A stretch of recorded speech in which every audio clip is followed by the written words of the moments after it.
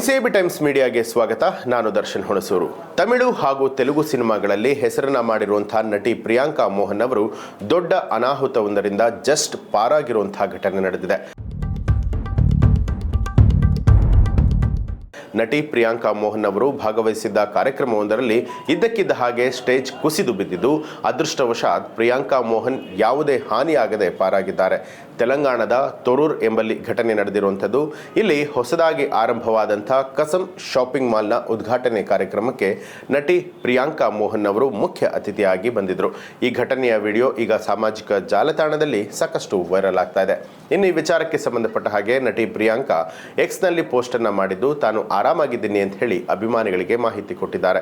ಘಟನೆ ನಡೆಯುವ ವೇಳೆ ಕಾಂಗ್ರೆಸ್ ನಾಯಕ ಹನುಮಂಡ್ಲ ಝಾನ್ಸಿ ರೆಡ್ಡಿ ಅವರು ಕೂಡ ನಟಿ ಪ್ರಿಯಾಂಕಾ ಅವರ ಜೊತೆಗಿದ್ರು. ಅವರಿಗೆ ಘಟನೆಯಲ್ಲಿ ಸ್ವಲ್ಪ ಮಟ್ಟಿನ ಗಾಯಗಳಾಗಿದೆ ಅನ್ನುವಂಥ ವರದಿ ಕೂಡ ಆಗಿದೆ.